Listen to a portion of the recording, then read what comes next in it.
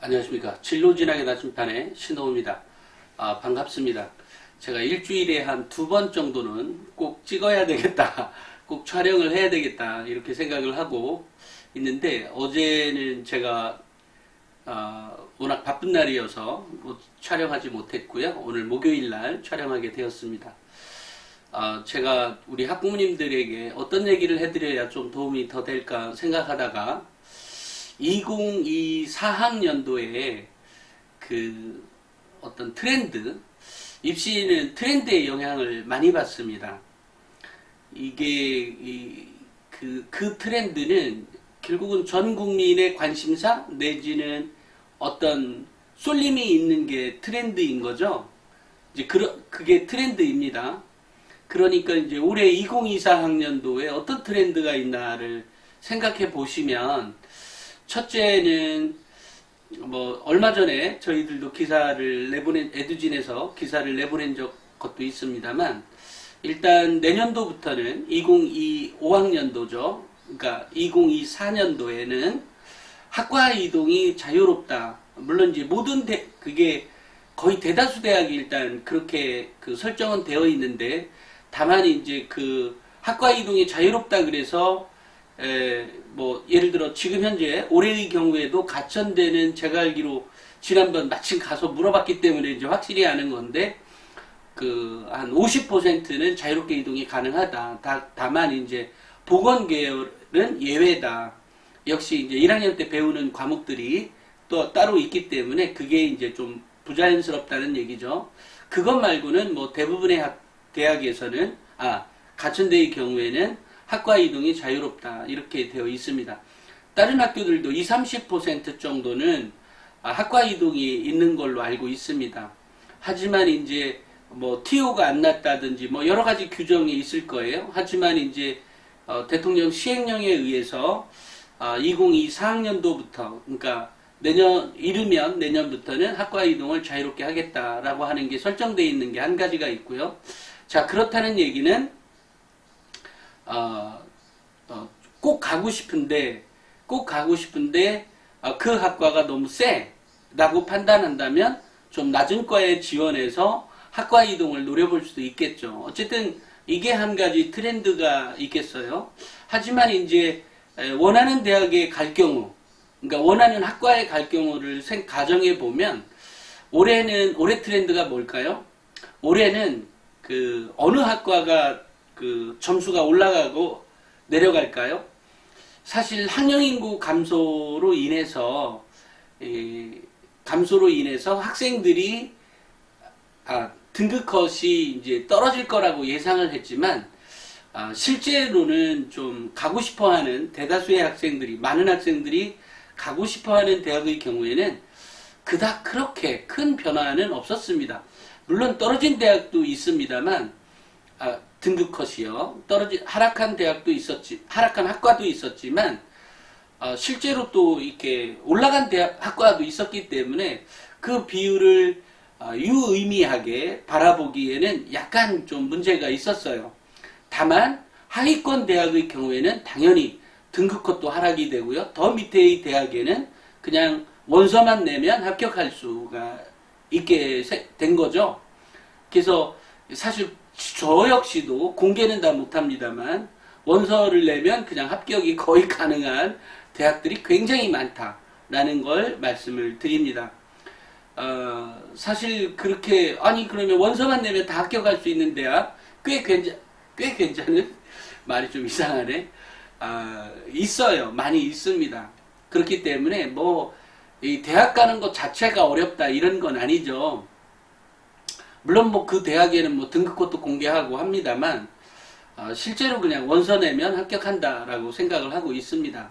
그래서 또 2월 말, 2월 26일 이나 25일 날 매년 발표하는 그것도 있죠. 왜 추가 모집도 있기 때문에 사실 그닥 어쨌든 대학 가기가 그렇게 어려운 건 아니다. 다만 어찌됐건 등급 컷이 하락이 되는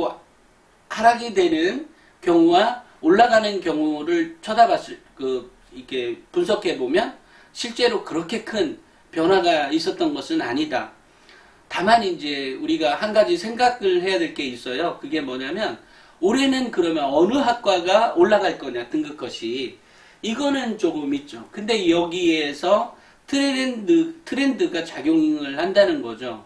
그게 이제 가장 큰 게 뭐냐면 아무래도 이제 소프트웨어 학과 같은 경우 있죠. 컴공과.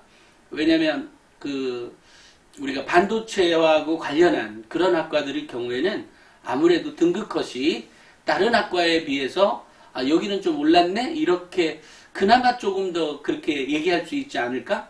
우리가 트렌드에 영향을 받는다는 것은 저만 그렇게 알고 있는 게 아니라 우리 학부모님들이나 그 고3들 또는 거기 학과를 추천해주는 선생님들 모든 사람들에게 다 해당이 되는 얘기죠. 그렇기 때문에 반도체 관련 학과 같은 경우에는 등급컷이 약간 올라갈 가능성이 있다. 그것만 있는 게 아니죠. 또 2차 전지도 있습니다. 그죠? 2차 전지하고 관련된 게 이제 주로 화학과나 화학공학과 또는 뭐 어쨌든 그런 쪽과 관련한 것들도 굉장히 핫한 분야이죠. 그렇기 때문에 요런 거, 그 다음에 또 하나가 이제 바이오 관련한 학과입니다. 이런 경우에는 등급컷이 살짝 다른 학과에 비해서는 좀 높은 경향이 있을 것이다. 그러니까 그런 영향을 받는다라는 겁니다. 근데 이렇게 되면 이제 학생부 교과 전형에만 이렇게 영향을 받느냐, 이런 것은 아니고 학생부 종합 전형에도 영향이 당연히 받겠죠. 이제 그렇게 된다는 것은 학생부 종합 전형에서도 어떤 그쪽 계열, 그러니까 좀 전에 얘기했던 그런 쪽, 뭐 소프트웨어나 또는 컴공과 내지는 또 반도체니까 전자공학과도 관련이 있네요. 그러면 어쨌든 그런 과들의 경우에는 결국은 산업이 발달해도 결국 기본적인 학과에서 배워야 되는 그것은 그닥 그렇게 큰 변화가 있지 않아요. 그러니까 여전히 뭐 전자공학과, 화학공학과, 그죠? 그 다음에 이제 이번에 새롭게 들어온 뭐 시스템 반도체도 반도체 설계도 있고 뭐 여러 가지가 있습니다만 어찌됐건 그런 역할들을 전자공학과 출신들이 해왔거든요. 또 그것만 있는 게 아니라 역시 컴공과나 컴퓨터공학이나 또 우리가 빅데이터도 이것도 트렌드라고 볼 수 있죠. 이런 거하고 관련된 학과는 아무래도 다른 학과에 비해서 0.1, 0.2 등급이라도 조금 더 높지 않을까. 이것은 경향이니까요. 꼭 그렇지 않을 수도 있습니다. 하지만 그런 학과에 갈 때는 조금 더 내가 이과 안 가면 절대 안 돼라고 하는 경우에는 약간 그런 경우가 있다. 다만 아까 첫 번째로 제가 이슈로 얘기했던 학과 이동이 자유롭게 전개가 될 것이다. 또 그것은 대학마다 적용 방법이 좀 다를 거라고 생각을 합니다. 그렇기 때문에 그것은 꼭 대학에 확인을 해야 되는 거고요. 다만 이 대학에 꼭 가야 되겠다. 이 대학에 이과는 꼭 가야 되는데 내가 점수가 좀 낮다라고 하는 경우에는 대학의 학과 이동이 어느 정도 자유로운지, 그래서 제일 낮은 학과에 지원해서 합격하고 이동하는 방법을 선택하는 것도 한 가지 방법이 될 수 있겠죠. 이제 이렇게 됩니다. 그래서 어찌됐건 대학 입시는 트렌드와 관련이 깊다라는 얘기고요. 그 관련돼서 이제 제가 이제 두세 가지 얘기했죠. 또 하나는 이제 올해 트렌드는 윤석열 대통령이 제공했던 트렌드가 있는 거죠. 어렵게 내면 죽어, 뭐 이런 거죠. 그죠? 그런 겁니다. 그래서 쉽게 출제가 될 거다, 정시가. 그렇지만 쉽게 낸다 그래서 이제 입시를 하는 사람 입장에서는 쉽게 내는데 그냥 쉽게 내면 안 되죠. 왜냐면 어쨌든 난이도 조절은 꼭 점수차가 있어야 되지. 다 100점 맞으면 다 서울대 지원하는데 어떻게 해요? 그러니까 불가능하니까 결국은 난이도를 어떤 형태로든지 두게 될 텐데, 그게 철저하게 교과서 중심으로, 또 50%는 EBS하고 연계가 되는 문제가 출제된다고 했기 때문에 그 안에서 그 다음에 가능한 한 지문 역시도 그 안에서 그러니까 뭐 전혀 새로 그 교과서 이외에 전혀 새로운 거를 냈다가는 아우지 탄광에 갈지도 모르니까 쉽게 그렇게 되지는 못할 것이다 라고 생각을 합니다. 실제로 왜냐면 누군가 무슨 국장 하나가 이렇게 잘렸잖아요. 사실 있을 수 없는 얘기인데 어쨌든 있어졌어요. 있게 됐습니다. 그렇기 때문에 그것을 거부하고 쉽게 딴짓하는 사람들은 세상에는 또 잔다르크 같은 사람이 있으니까 또 모르겠지만 근데 그것은 싸움이었을 전쟁이었을 때고 이것은 어쨌든 여러 가지 그 단계를 거쳐서 검토를 하는 시험 문제 출제할 때요 그렇게 되는 거기 때문에 쉽게 그렇게 옆으로 가지는 못한다라는 것을 가정한다면 어쨌든 시험 내는 사람에게는 지옥이겠지만 굉장히 쉽게 낼 거다. 쉽게 내는데 사실 저는 시험 문제 내 중에 살짝 뭔가 막 꼬아서 내는 문제를 별로 안 좋아합니다만 올해는 또 그런 문제가 나올 수는 있을지 모르겠어요. 어찌됐건 이게 이제 트렌드라는 거죠. 그래서 입시에는 이런 트렌드가 있기 때문에 우리 학부모님들이나 우리 지원하는 학생들 역시도 이런 트렌드가 있구나. 근데 그 트렌드를 너무 맹신해서 쫓아가면 안 된다. 이것은 어디까지나 트렌드일 뿐이다라는 거죠. 그 다음에 이제 학생부 종합전형에서의 지원은 역시 이제 이런 트렌드가 있기 때문에 아무래도 다른 때에 비해서는 아까 얘기했던 그런 트렌드 관련한 학과의 경우에는 보다 전공 적합성이 좀 더 부합이 되는 학생들과 또 내신이 좀 더 좋은 학생이 유리한 환경이 조성이 됐다라고 봅니다. 그렇다 그래서 내신으로 뽑는다의 얘기가 아니라 또는 전공 적합성만 보겠다라고 하는 뜻이 아니에요. 그런 게 아니라 그런 경향이 있는 학생들을 더 눈여겨볼 수밖에 없다라는 거죠. 이제 그렇게 되면 아무래도 그런 경향이 있다는 것은 예를 들어 내가 에너지 공대를 간다 또는 바이오 공학과를 갔다 공학과를 지원한다라고 했을 때 그 학교생활 기록부에 기록되어 있는 내용이 바이오 공학이라고 똑 부러지게 써 있으면 훨씬 더 바람직한 느낌이 있다라는 거죠.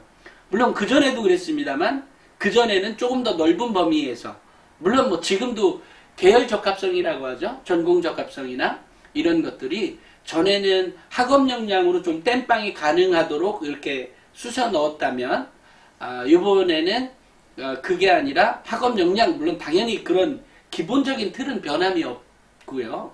그 기본적인 틀을 바꾸겠다는 것이 아니라 아무래도 그런 경향이 있기 때문에 그렇게 똑 부러지게 써져 있는 것을 더 눈에 들어올 가능성이 눈에 밟히는 거죠. 그렇다 그래서 기본적으로 그런 경향이 있다는 것이니까 그게 있어야만 합격하고 그게 없으면 떨어진다 이런 얘기 아니에요. 왜냐하면 그런 것들은 또 학업 역량에 의해서 충분히 커버가 되는 부분이 있습니다.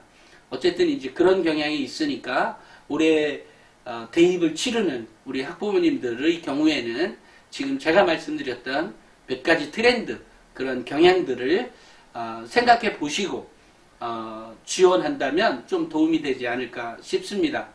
사실 제가 이렇게 유튜브를 통해서 이렇게 얘기했지 기사로 글로 쓰는 것은 좀 난감한 부분이 있어요. 물론 지금 말도 해버렸기 때문에 이거 기사로 언제 또 쓸지는 모르겠습니다만 어쨌든 그런 경향이 있는 건 분명합니다. 사실 말보다 글의 힘이 더 무서운 것 같아요. 제가 글쓰기가 살짝 그렇게 써주고 싶은데도 그런 경향이 있을 것이다라고 하는 그것을 이런 어쨌든 유튜브의 경우에는 이렇게 어떤 의미에서 소통을 하는 거잖아요. 그래서 조금 더 가벼운 것 같고요.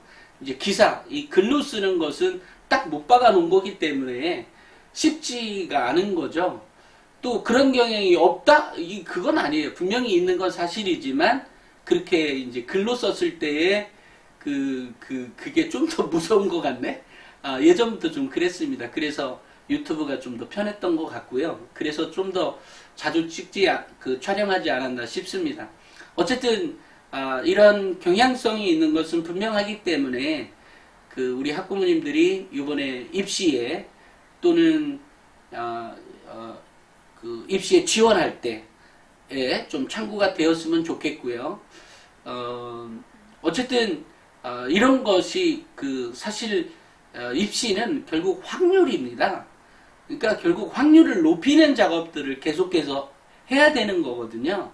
그러니까 그 확률을 높이는데 에이 그게 해봤자 1%더 증가돼서 그게 뭐해라고 하지만 결과적으로 그것이 당락을 결정하는 문제이기 때문에 제가 말씀드리는 거니까 그게 뭐 별로 안 중요하다고? 중요합니다. 그러니까 중요하니까 그런 거를 간과하지 말고 여기서 1% 예를 들어 이런 거죠. 학교생활 기록부의 기록도 과별로 학과목 이렇게 세특상이 여러 가지가 있을 거 아니에요. 그러면 여기서 1% 증가시키고 여기서 국어에서 1%, 수학에서 1%, 그죠? 뭐 또 미적분에서 1%, 기하에서 1% 이렇게 해서 상상시켜 가서 그 퍼센트가 전체적으로 올라가면 굉장히 높아지는 퍼센트가 되는 거 아니에요? 그렇게 인식을 할 필요가 있습니다. 그래서 이제 그런 거 참고하시고 지원할 때 도움이 되었으면 좋겠습니다. 오늘은 여기까지 하겠습니다. 감사합니다.